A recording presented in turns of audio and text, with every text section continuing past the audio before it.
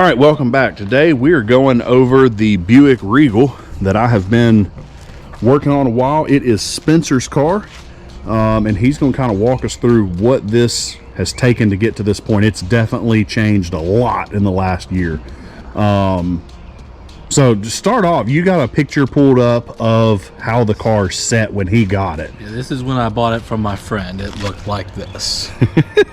Picture of a picture, but you get the idea. It was lifted on 26s, and that was not the direction that we wanted for this car. And he's wanting to basically drag race the car, so 26s and a 7-bolt rear end was not the ticket for that, so that's gone now. So going through the motor kind of quickly, I'm not going to get too in depth on it, but 400 small block Chevy, bored out 411.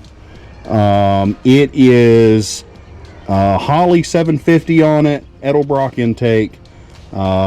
It's got different heads on it. It's got Promax heads, different rockers, cam, rods, pistons. It's fully built.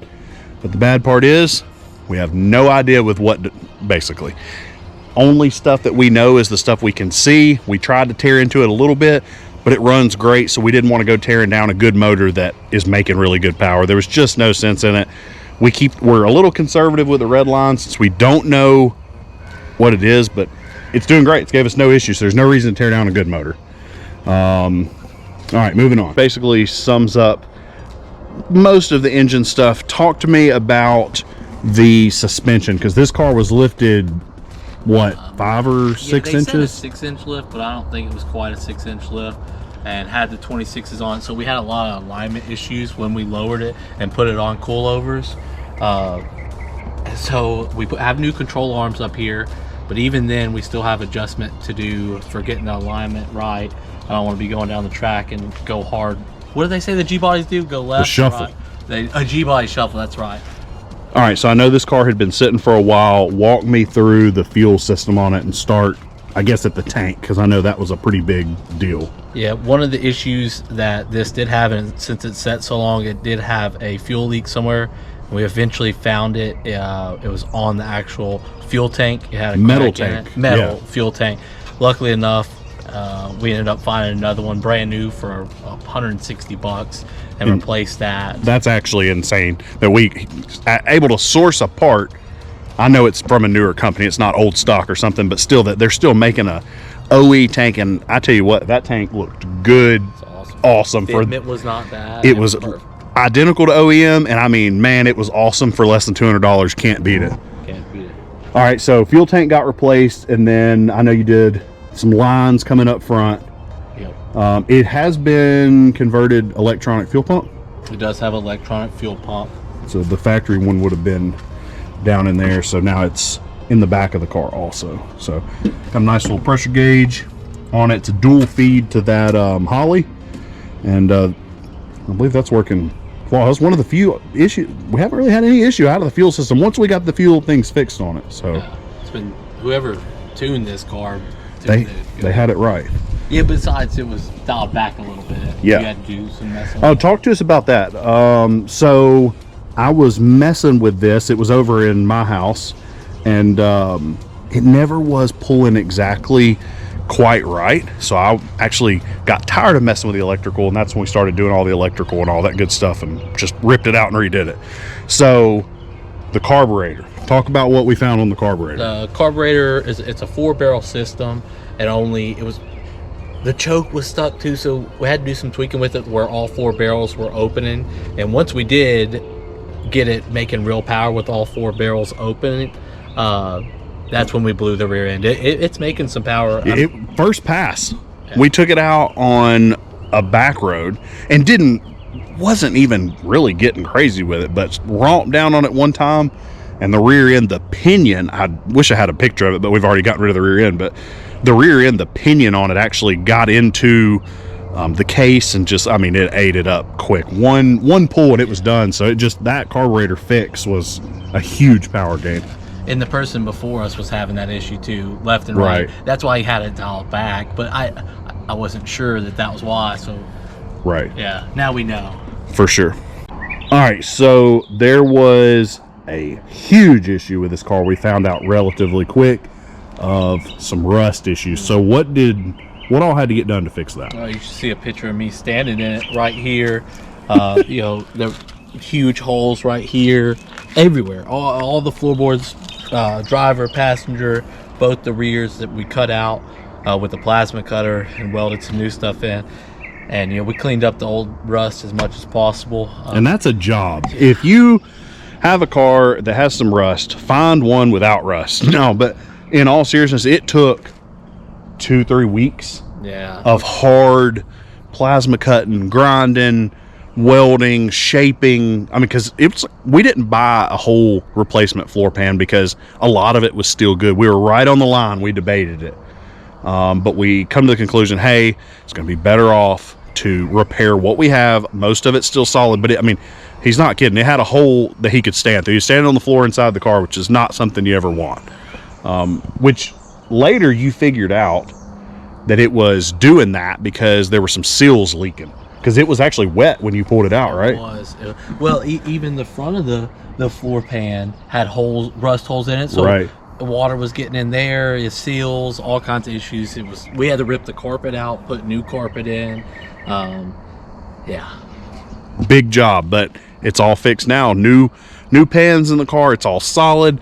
We put heat shielding, sound deadening. I mean, it's really done right. New carpet. The seats, these Kirky seats, which are awesome. We actually welded bracing in some Dom under them that it's bolted and fixed to, so they are so much more solid. I know when he bought this car, he had brought it by the house because the driver's seat was starting to break out of the floor, which is really, really dangerous if you get in an accident or something happens. So we had temporarily fixed it, but wasn't good enough, so went ahead and kind of gave it the whole show and got it back going how it needed to be. All right, so we are still cleaning up some stuff inside. We still got some wiring out, this, that, and the other, but we've already got a lot of it done, so wanted to jump into that. So walk me through the steering wheel, the shifter, the two-step, the buttons. Give me all the overview. Okay, so I'll start with the steering wheel since it's my favorite. It's an MPI steering wheel. Before it had this huge steering wheel on it. We went with Motion Raceworks shifter here. This is the two-step button right here. You can adjust your RPMs down to the hundreds. You got Dakota digital dash. We put this tachometer here. That's real. What brand is that?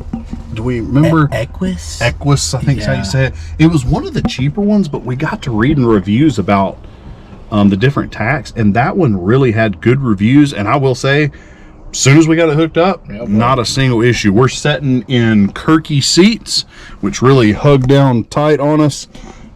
We still got to add the harnesses and the rear harness bar and get that stuff in. These seats have been awesome. A little bit pricey for what it is, I believe, but they're kind of a industry standard. I mean, they're pretty quality. It's all aluminum, fixed back. I think we went with 18.5-inch width. I fit in it fine. He fits in it fine, and I'm almost 6 foot tall and pretty good size, so it's definitely a great thing for us. It's very comfortable and holds you in so much better than the other seats. Wheels. We're sitting on Mini Cooper Countryman 5-lug wheels off this car, my car, because when we pulled the 26s off of it, we needed something else to put on it once it was lowered. We need help. Somebody hopefully can help us locate some wheels. 5 by 4.75. It's factory lug.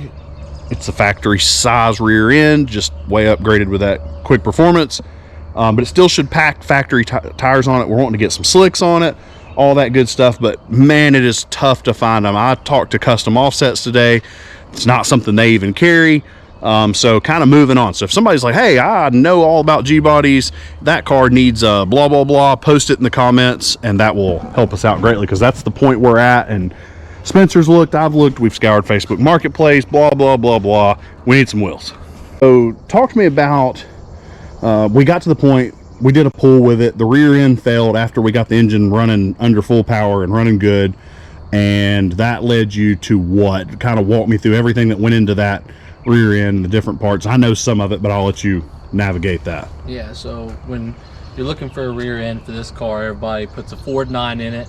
I talked to one of my buddies who knows rear ends for these cars, and he said go ahead and bite the bullet and get the quick performance rear end. It was a little bit on the pricier side, but so far it's been worth it. We'll see. It was trussed.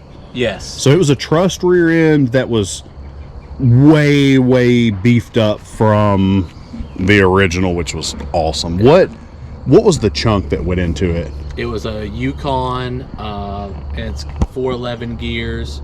But I'd say that it was pricey. You also get modular axles, disc brakes. All that comes with it. It went on pretty flawless. Other than it weighing 4 million pounds and getting it up under this car, which is probably a better way to do it, but we got it in there. It was really heavy, but man, it fit great. It did.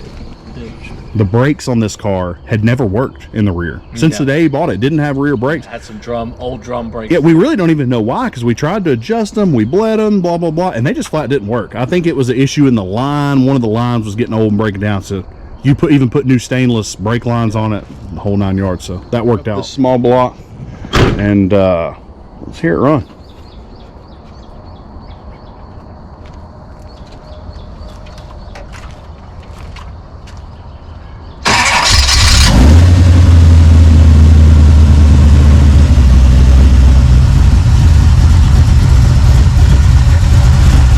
Good. It's a really quiet motor. Runs awesome. There's that fan control on, so it's giving us a live temp reading. You see it bumping up degrees right there. And man, that's awesome to be able to control it out here under the hood. So that's really cool. Car sounds awesome.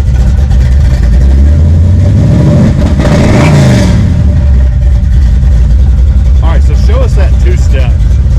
So we're gonna get this button mounted up on the steering wheel. So yeah, awesome steering wheel. That MPI is set up, man. It's lightweight, it's strong, it looks good, it's the right size. Nothing but great things to say about that. Motion race works, quick connect, very good setup. Yeah, all right, it's all there. Yeah, it's solid. All right, give us a bump of that two-step. So that should do the business once we're out there on the track. And saw that shift light come on. We've got that set, and you can change it on the fly. That two-step box that's down here, kind of hard to see from this angle, but he can change all that button on the fly just with a click, which pretty old technology, but man, it works great. It's not super expensive, and it's perfect for what we needed.